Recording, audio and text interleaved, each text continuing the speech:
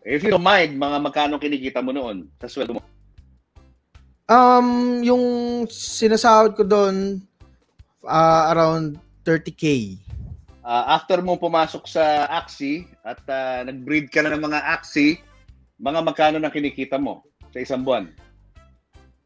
Ano na po eh.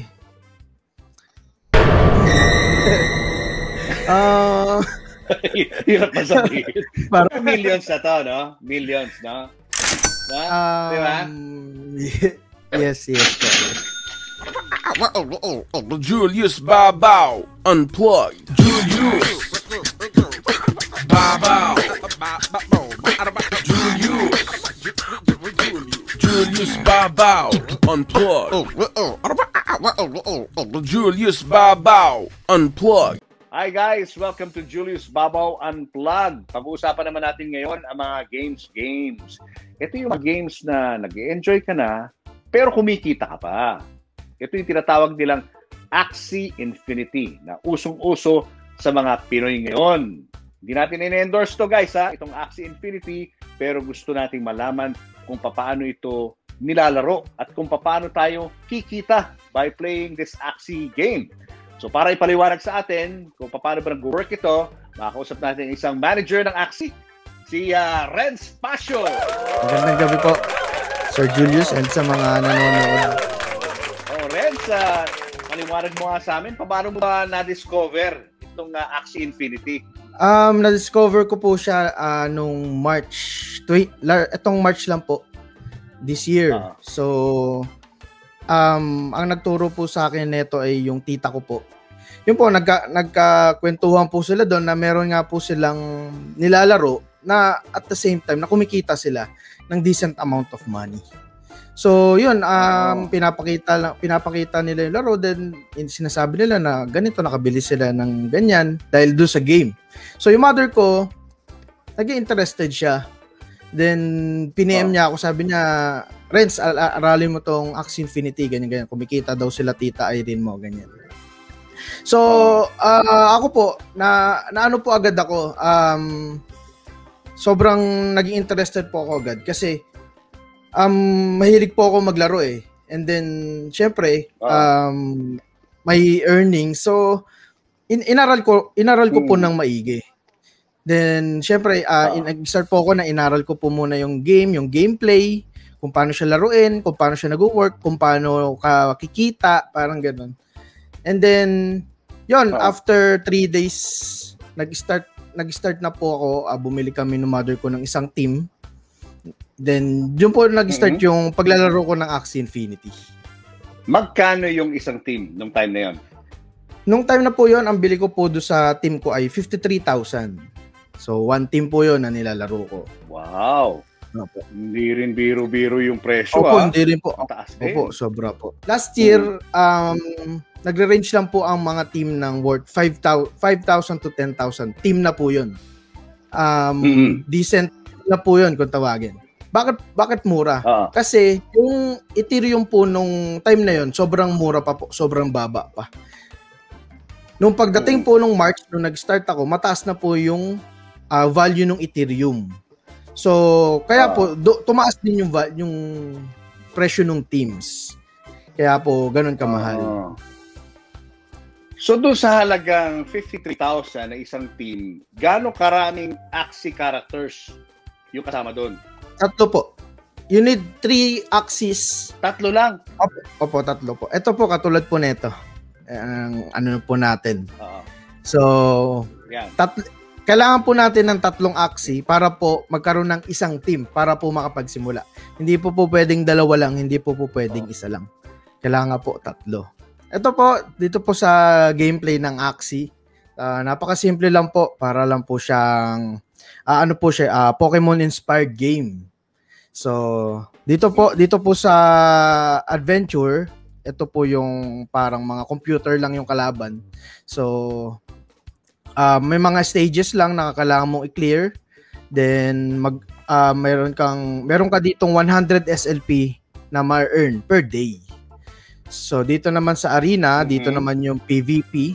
So yung mga ibang tao din yung kalaban natin diyan. So try lang natin mag-adventure po muna. So, ayan po yung mga kalaban natin. Mga computer lang po yan din. Ito po yung mga cards. Yung mga cards po per Axie. Depende po sa genes ng Axie na meron tayo yung mga cards nila. So, para po umatak sila, sobrang simple po. I-draw lang po natin. Yeah. Test and turn. Then yan, kusa na po silang lalaban. Ayun. Yan. So, yung pinakauna po nilang aatakihin, yung kung sino po yung mas malapit sa kanila. Once na matalo ko na sila, bibigyan na po ako ng rewards. Like SLP and experience. Ayun. Experience naman po para po sa level ng Axis. Which is, yung level po is applicable lang sa adventure lang. Sa arena, lahat po ng Axie doon ay level 1. Okay. Ano ibig sabihin no? Kung lahat ay level 1 lang? Lahat po ng Axie doon level 1. So, kumbaga, strategy, sa strategy na lang po talaga magkakatalo kung sino mananalo. Parang ganon. Wala pong palakasan. Ano lang talaga, mind games, parang ganon. Parang naglalaro ka rin ng chess, sir, eh. Kailangan mong kailangan mo i-predict yung galaw ng kalaban mo, parang ganon. Para talagang matalo mo siya. So, pamaya sir, pwede natin i-try na mag-arena para makita din natin. Paano mo malalaman kung kayang labanan ng Axie mo yung kalaban niya? Makikita mo ba kung gaano kalakas yung sa po? Sa arena po. Meron pong tinatawag na MMR, yung matchmaking rank. So, merong MMR, then kung halimbawa po nasa 1,000 MMR kayo, yung mga player na under ng 1,000 MMR, yun lang din po yung makakalaban nyo. Automatic pong pinipili yun ng game para sa atin. Naka-level yung playing field sa kakayahan ng depende po sa ranking nyo. Depende po sa ranking nyo. So kung nasa halimbawa po pagkabago pa lang ang starting MMR is 1,200. So yun pa lang po yung rank na makakalaban nyo. Hindi nyo po pwedeng makalaban yung mga nasa 2,000, 2,200, mga ganun. So yung mga ka-level nyo lang din po. Ibig sabihin ba nun, mas maliit yung kikitain mo pag hanggang doon ka pa lang sa level na yon? Yes, tama po 'yun. Per MMR meron pong yung bigay ng SLP. So, doon po sa range na para sa 1,100 to 1,300 plus 7 po MMR, plus 7 SLP sa panalo. Then 1,400 to 1,500 plus 8, then yung pataas po plus 9, plus 10 hanggang plus 12 po yata. So, ito po talaga sa pag-start nyo, ang pinaka-quota po dito is 150 SLP. Yun po yung standard na makukuha nyo. So, saan po nakukuha yung 150? So, 100 dito sa adventure, then 50 dito sa daily quest. Ito pong daily quest, para po makuha nyo yung free na 50 SLP, kailangan nyo lang po daily check-in. So, kiklik nyo lang po yung check-in dito. Then, complete 10 adventure mode. So, 10 panalo lang po sa adventure and then 5 panalo po sa arena. Pagka na-complete nyo na po yan, meron na po kayong 50. Plus 50. So, doon na po makukuha yung quota na 150 per day. So, yung 150 na pag kinumpute mo yun sa pera, sa cryptocurrency, parang 150 pesos yun. Ganun ba yun? Hindi po. Depende po sa kung anong presyo ng SLP. So, yan po yung nag-iiba-iba. So, right now, ang presyo po ng SLP is, I think, nasa 8 pesos, 8.8. So, 150 times 8. Parang ganun po. Ayun. Pero, kung nakaka 150 ka a day, times 8 yun. Yes po, times 8. Pero, mahirap po siyang i-compute ng per day dahil very volatile po ang market ng cryptocurrency. Pwedeng ngayon 8 siya, pwedeng mamaya 7, pwedeng mamaya 9. Ganun po yung galaw ng cryptocurrency. So, ako po, kino-compute ko po siya per month. So kasi or per month or every 2 weeks kasi meron pong lock-in period yan para maklaim po yung SLP natin na 14 days. So, halimbawa po, nakaklaim kayo ng SLP nyo na worth 2,000 SLP. So, doon nyo po i-compute kung halimbawa 8 yung SLP. So, 2,000 times 8. Yun po yung pwede nyong makuha in 14 days po na paglalaro nyo. Parang gano'n. Oh. So, 16,000, no? Ganun. Pag kinumpute mo. Opo. Sa 14 yes days. Yes po, tama po 'yan. Yes. Kung 2,000 po, pero kung mas magaling ka, mas mabilis ka mag-farm, sabihin natin naka 3,000 ka, 3,500. So mas malaki pa po yung ma-earn. Oo. Okay. Sige nga, punta tayo doon sa arena para makita ng mga viewers natin. Sige po. So, ito po yung arena. Yan lang po. Kusa pong alam mo ba kung sino mga kalaban mo? Hindi po. Hindi. Random to. Random po yan, random po. So, ito po yung team ng kalaban ko. Ito po yung team ko. Yan. So, tulad po nung kanina, start po tayo, no? Yan, draw lang po tayo ng cards. Yan. Then, hintayin lang po nating tumira. Yan. So, sa unang round, ay bibigyan ako ng 3 energy. Tapos, second round onwards, tigda 2 na lang. So, yung energy po na yon, yan po yung bilang kung ilang cards yung pwede kong gamitin. So, for yung energy ko ngayon, ibig sabihin, meron akong 4 cards na pwedeng gamitin. So, pagka na-draw ko na to, eto, hindi ko na siya pwede. Out of energy na. Yon. So, kung sa tingin mo, yung tira mo, hindi kayang pumatay, pwede ka mag-skip. Yun po yun. Oo. O anong ibig sabihin na parang nag-iba yung itsura nung axe mo? Parang naging parang umaapoy-apoy. Yung itong green, ibig sabihin patay na po siya. Ibig sabihin niya multo na po yung axe, wala na po, patay na po. Okay. Multo na. Opo, multo na po, wala na po yan. So, ayun, napatay mo rin yung kalaban. Napatay ko po yung sa kabila. So, yun. May natira po sa akin, ako po ulit. So, most likely, manalo po ako dito sa laban na to kasi ako po yung unang titira eh. Oo. Yan. Yun. Patay! Ayan, panalo ka. Then yan, victory po. Ano ibig sabihin yan? Ibig sabihin po, nanalo po ako doon sa match, no? So, may marireceive ako. Yun nga lang po, sa ngayon po, naka-disabled po yung API nung rewards. So, meaning, hindi po nag-a-appear visually yung rewards, pero natatanggap mo siya. Dati po, lumalabas po yan eh. +7, +8, +9. Pero ngayon po, disabled po nila para po mabawasan yung congestion sa server. Pero definitely, kapag nanalo ka ng ganyan, meron kang rewards na makukuha na pwedeng mag-translate into cryptocurrency. Yes, SLP po. Yun po yung ma-earn. SLP, lahat po ng ang tawag doon. SLP po yung tawag. Smooth Love Potion po yung tawag doon. Oo. Tapos yung Smooth Love Potion na yun, malalaman mo ba kung gaano kalaki yung nakolekta mo doon sa game na yun? Yes po. Lalabas po yun. Ano ba? +7 SLP, +8 SLP. Yun. Depende po sa ranking. So, yun po. Then, ito naman, fix po yan, 100 per day. So, ibig mo sabihin, sa 3 characters lang na Axie, ay pwede ka nang kumita ng ganyan, mga 50,000? Yes po, ulit. Araw-araw nyo lang pong gagawin yung kanina pong yung gameplay. Araw-araw nyo lang po siyang gagawin. May i-reach lang kayong certain amount of SLP. Then, kapag ka naubos na po yung energy nyo, tapos na po kayo sa araw, hintay po kayo ulit ng kinabukasan din. Ganun lang po, paulit-ulit lang po.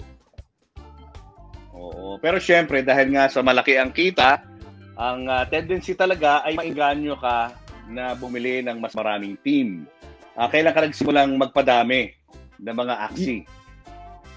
Nag-start po ako noon na mag-breed. March, sorry po. May. May po, then bumili po ako nung parang panibagong team po 'yon na binili ko. Para naman po sa breeding. Kasi meron doon po yung mga Axie po, meron pong tinatawag na non-virgin at virgin team. So, sa madaling sabi, yung virgin team, so hindi pa siya nabibreed.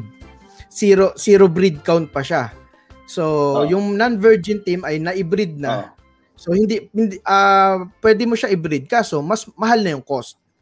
So, pagka bumili ka ng virgin team, magsisimula sa zero yung breed count nun, and then mura pa yung breed cost nun. So, makakapag-produce ka pa ng marami. So, yun po yung additional team na binili ko para po mag-establish ng sarili kong scholarship program. Around kasi yun, mas mura yun kaysa kung bibili ka yung team na kayang-kaya ng mag-breed. Opo, tama po yun. So, parang pala siya? Para kang bumibili ng mga hayop, no? Parang ibon. Parang ganun lang din po. Diba? Mas mahal ang value kapag nanganganak na yung ibon. Pero kung bibili mo pa lang as a couple, yung ibon na hindi pa sila mag-asawa, ay mas mura ang halaga. Opo, tama po yun. Parang ganun lang din po. Parehas na parehas. Oo. So ngayon, nag-additional team ka na. So bali, ang total ng team mo nung time na yun is 6. Tama po. Hindi. 5 po, bale. Pero hindi po ako yung naglalaro. Dalawa lang, no? Opo. Kasi, meron pong, kaya po free scholarship program, kasi po, meron pong, sa terms of service po ni Axie Infinity, bawal po ang multi-account. So, sa isang tao, isang account lang po dapat ang nilalaro natin. Then, kung gusto ko po, katulad po ng ginawa, gusto ko po ng maraming team, pero hindi ko po siya pwedeng laruin, doon na po papasok yung scholarship. Bali, may yung team ko na binili at na-breed, papalaro ko sa iba. Then, meron kaming hatian. May terms kami pagdating sa earnings. So, ganun po. Okay. Tapos ang hatian nyo, ilang percentage yung sa kanya, sa kita, at ilan sa'yo? So, yung sa akin po, yung terms ko po sa mga scholar ko ay unang payout po nila, unang sahod po nila ay 50-50. 50% sa kanila, 50% sa akin. Then, second payout onwards, pataas, 60%, 60-40. 60% sa kanila, 40% sa akin. Then, ano po yun? Bago po sila mag-payout, then kailangan muna nilang maka 6,000 SLP bago sila yun po yung minimum ko na nire-require sa kanila bago sila maka-payout. Mga gaano karami ang pwede mong i-breed na pwede mong paggamit sa ibang tao? Sa isang tao po, isa lang. Pero kung yung sa pagdating po sa pagbe-breed, kahit ilan po yun. Hanggat may funds ka, sir, para mag-breed kasi medyo mahal din po ang breeding cost. Kasi kailangan po ng SLP tsaka nung AXS kung tawagin para mag-breed. So ibig sabihin yung tatlong Axie mo, yun lang ang pwede mong laruin. Tapos pwede ka rin mag-breed ng ng mga Axies. Tapos hindi mo pwedeng laruin yun. Hindi po. Sa ibang tao nyo na po papalaro yun. Yun ang po pumapasok yung scholarship. Pero ikaw pa rin may-ari nun? Ikaw pa rin may-ari o binigay mo na sa kanila? Binenta mo na? Hindi po. Pagka-scholar mo po sila, ikaw pa rin po yung may-ari ng account. Then nilalaro lang po nila. Parang sila yung nagfa-farm para sa'yo. Then may hatian lang kayo dun sa earnings nung account. So para ako may kumpanya, then hindi ko naman kayang gawin lahat ng trabaho eh. So ang tendency, mag-hire ako ng mga tao. So yung mga tao na hinar ko, sasahuran ko, then yun, parang ganoon lang din po yun. So ito po yung sinasabi kong sa pag-virgin yung Axie. So 0 out of 7. Ang cost ng SLP ay 150 per Axie. So para mag-breed ka, kailangan mo ng dalawang Axie, syempre. So bali 150 times 2. So 300. 300 SLP sa unang breed. Then sa susunod ay 600. Then susunod is 900, 1,500, 2,400. Then hanggang ma-max out nyo po siya. Ito na po yung breeding cost. Hanggang 7 beses lang po natin pwedeng i-breed yung isang Axie. So kada tumataas yung breed count niya, lumalaki po yung SLP cost. And bukod po sa SLP, meron po tayong kailangan na AXS. Isang type of cryptocurrency din po siya na kailangan para sa breeding cost. So, dalawa po yung kailangan nyo. So, medyo kung kukumputin po natin yan, medyo malaki-laki po. Kaya yun po, medyo ano po talaga, mahal, kaya po medyo mahal din yung presyo ng mga teams ngayon dahil sa laki ng breeding cost. Way back June po, ang presyo pa lang ng mga teams ay mga nasa 50 to 60K. Yun po yung pang farming team. Yun po yung tamang pag gusto mo lang maglaro. 50 to 60K. Bakit po tumaas? Kasi po tumaas po yung presyo ng SLP, tumaas din po yung presyo ng AXS. Yung mga breeding materials, tumaas po lahat. So, pagka tumaas po yun, syempre, tendency po, tataas po talaga yung presyo ng mga teams. Kasi po, kung same price pa rin po, for example, ang puhunan mo po sa pagbe-breed ay 100K, pero bebenta mo yung team mo, 50K. So, ang laki ng lugi. So, depende rin po talaga sa breeding cost. Doon mag-a-adjust yung mga breeders sa presyo ng mga teams nila. Ano talaga yung pinaka-source ng revenues, yung pinakamalaking source ng revenues? Is it the breeding part o yung paglalaro na ng mga scholar, yung pag-remit nila ng kanilang kita sa'yo?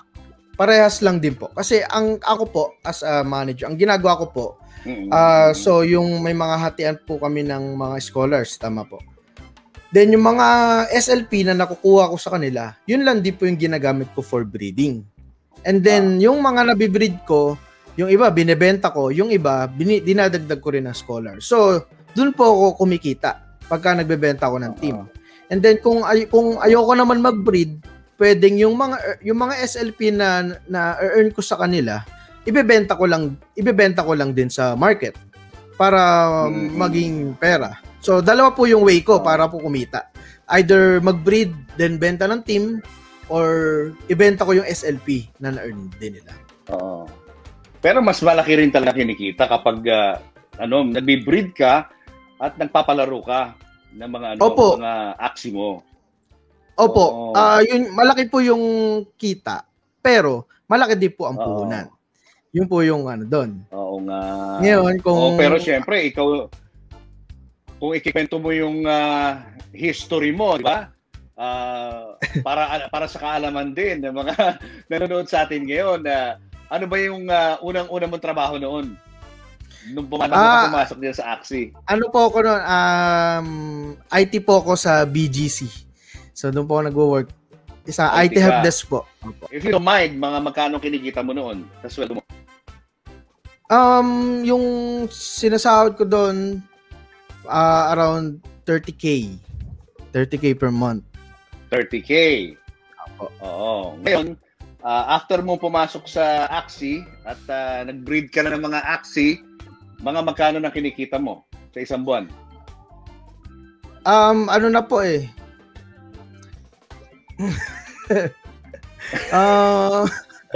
Hirap pa sabihin. Pero millions na to, no? Millions, no? No? Di ba? Yes po, yes. Ganon, grabe. Baka malagot po sa community. Gano'ng karami ang total na... anyway, we're happy for you, no? Kasi, siyempre, mga kababayan natin naghahanap din ng ng ibang paraan para kumita. Lalo na ngayong panahon ng taghirap. Siyempre, nag-iisip-isip din tayo ng ways and means para tayo ay gumanda-ganda ang buhay natin. Opo, yun. So ikaw, we're happy for you. Po talaga, opo. Kaya sobrang thankful po talaga sa Axie Infinity. Hindi lang sa akin, sobrang daming natulungan na tao ng Axie Infinity. Isa na rin po doon yung pamilya ng tita ko na wala po silang trabaho pare-pares, na-discover nila tong Axie Infinity. Sobrang nakatulong sa kanila through pandemic na nakasurvive talaga sila. At hindi lang sila, napakarami pong tao na tulungan nito sa makasurvive dito po sa pandemic. Kasi hindi na po kailangan lumabas eh. Nasa bahay lang po, then kikita na. Yun bang investment na pinasok mo dyan sa Axie, nabawi mo na. Yes po. Opo, nabawi na po. Doon pa lang. Siyempre, wala na tayong pag-uusapan. Opo. Mukhang malabo na ma-scam ka na dyan kasi nabawi mo na. Ang kagandahan naman po kasi dito sa Axie Infinity, hindi ka po matatakot na ma-exit scam ng developers. Kasi sila po mismo yung nakakausap namin through Discord. Pagka may pag sa updates, pag may question kami regarding sa mga bugs and something, sila po yung mismong nakakausap namin. So very transparent naman po sila sa mga players. And lahat po ng plans nila na ginagawa lahat po ng updates na ginagawa nila para sa Axie Infinity is for long term. Talagang makikita po natin na gusto pong pahabain ng mga developers and founders yung Axie Infinity. And bukod po doon, yung game is still on alpha stage pa lang. So ibig sabihin hindi pa po siya talaga fully developed game. Wala pa nga po siya sa Play Store and App Store eh. Pagkatitignan po natin yung roadmap ni Axie Infinity, sobrang dami pa pong nakalatag na update. Sobrang dami pa po nating dapat abangan. So kung yun po yung kinakatakot ng mga totoo naman po yan, marami pong nangyari sa iba't ibang investment eh. Pagka naka-earn na ng malaking pera ang mga founders, bigla na lang po nawawala eh. Pero I do believe na hindi yun mangyayari sa Axie Infinity. Dahil mismong mga founders talaga sobrang eager po nila mapahaba yung span ng Axie Infinity. So as a manager, syempre medyo malaki na yung kinikita mo. Pero as a scholar, mga magkano ba dapat yung ihanda nilang pera para sila ay makakuha ng mga Axie? Yung mga scholar po, wala pong bayad yun, sir. Bali, ano lang po yun. Walang investment yun. Wala pong investment yun. May mga nag-aalok po ng scholarship like para po mapasok sa kanila, nanghihingi po ng 500, 1,000. Hindi po yun, scam po yun. Yun po yung scam. Yung mga taong yun ang scam. Okay. So, ito po ang ano sa mga tao, sa mga viewers po natin. Libre lang po ang scholarship. Tapos, paano nila makukuha yung kita nila? Dalawa po yung binigay kong paraan para po makuha nila yung sahod po nila sa akin. Kung may sarili po silang, ang tawag po doon sa wallet na ginagamit sa Axie ay Ronin wallet.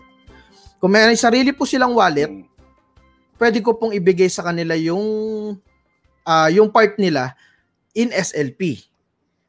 Halimbawa po na farm nila is 6,000. So kung 50-50, tig 3,000 kami.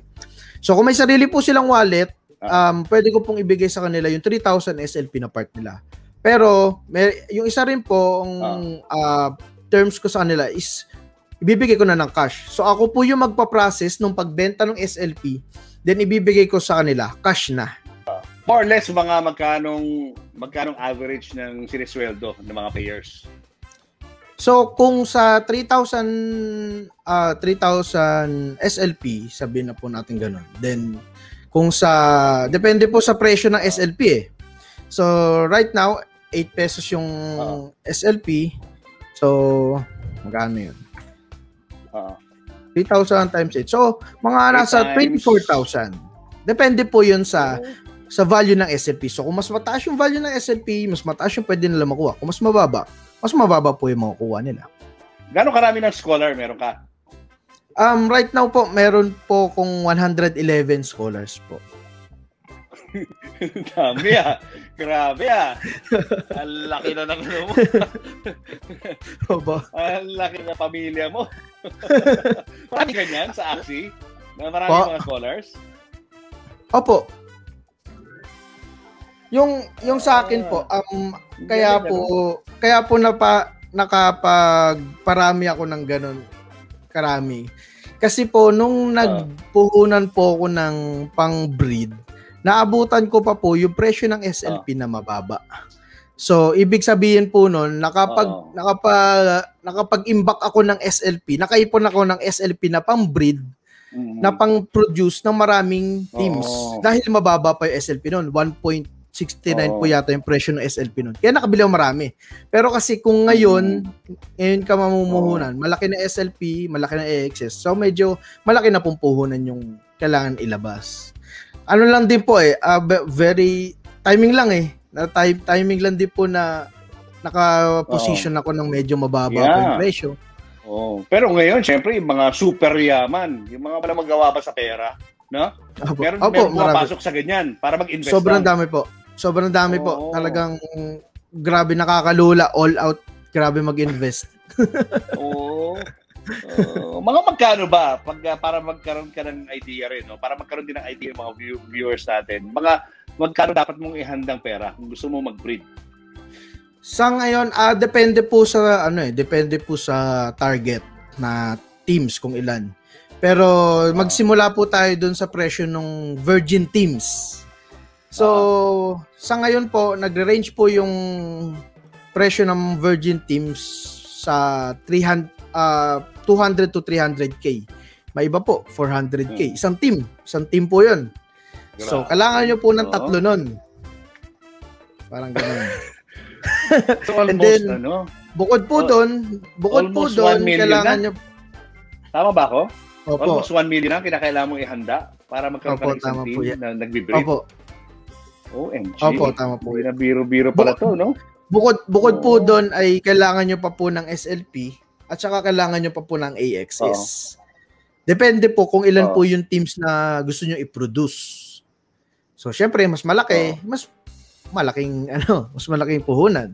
So, a total of about 1 million ang dapat mo ihanda para makabuo ka ng team na kaya mag-breed. Opo. Oh my gosh, hindi na pala biro-biro din to, no? So, ang aasahan na lang ng karamihan ay maging scholar, ano? Ganun na lang, ano? Maglalaro ka na lang para sa ibang tao, para kumita ka rin. Opo, pati po yung mga, kung hindi naman po breeders, pwede naman pong bili ka na lang ng sarili mong team na lalaruin. Then, isang team lang, lalaruin mo lang. Pero yung iba, since tumaas na din yung presyo ng mga teams, mas pinipili na lang po nila maghanap ng scholarship. Yun nga lang po, hindi po ganun kadaling maghanap ng scholarship. Opo. Kasi, mas marami pa rin po talaga yung naghahanap ng scholarship kaysa yung mga nagpapa-scholars.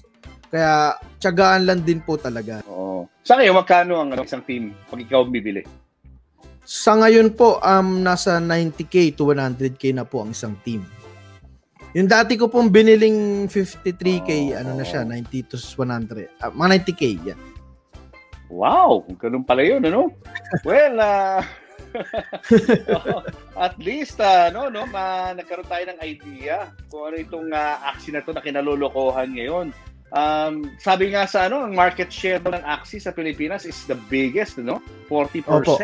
Ang naglalaro ng Axie dito sa bansa natin.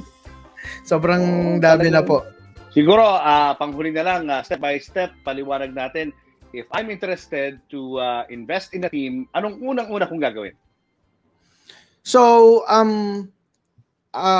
kung gusto nyo pong bumili ng team na lalaruin nyo, una nyo pong gagawin ay mag-create ng accounts sa gumawa ng Ronin wallet.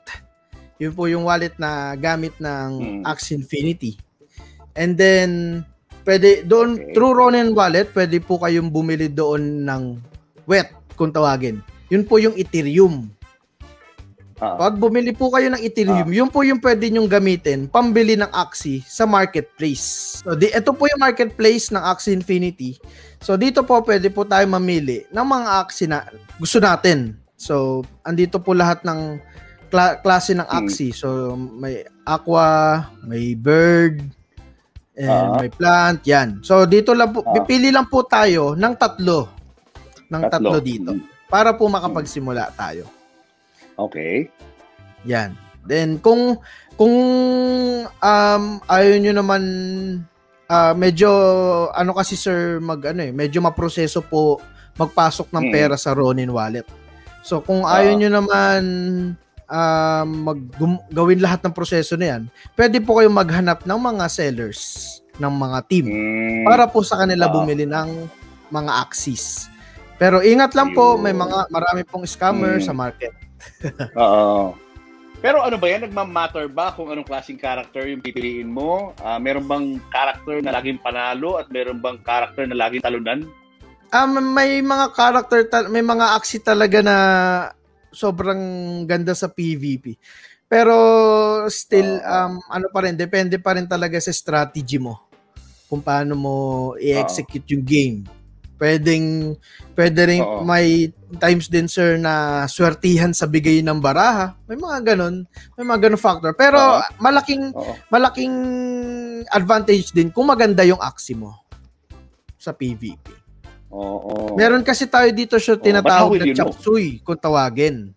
Yung chop suey, ibig sabihin nun, sir, katulad nung ganito, iba-iba po yung genes niya. So, mayroong pang bug, mayroong pang bird, mayroong pang reptile. Ito po yung kung tawagin ay chop suey. So, pagka ganito po yung aksi nyo, most likely, may hirapan po kayo manalo sa arena. Pero kung halimbawa, yung aksi nyo po ay kung tawagin ay pure, kung pure, like, parang ganito. Yan. Parang ganito. So, ito yung tawagin ni pure genes. So, ito, pure aqua to.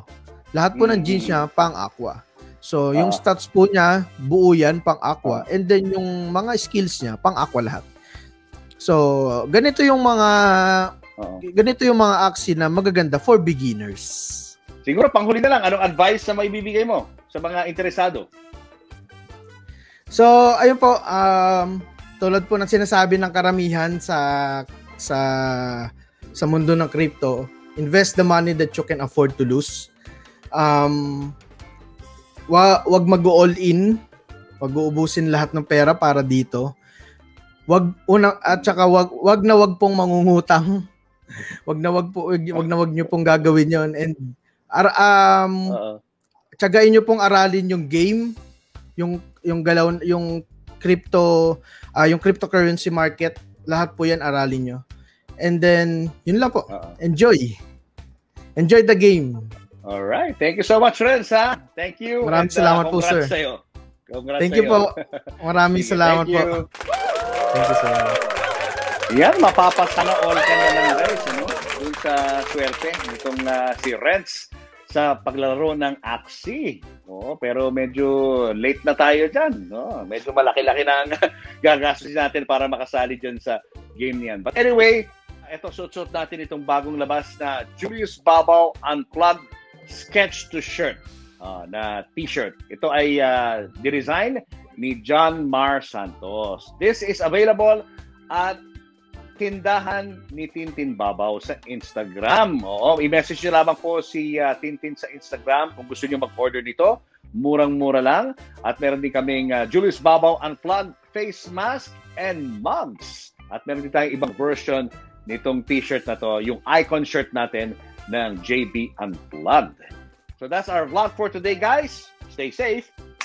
Subscribe to this channel, like our videos, and post your comments below. And always hit the notification bell.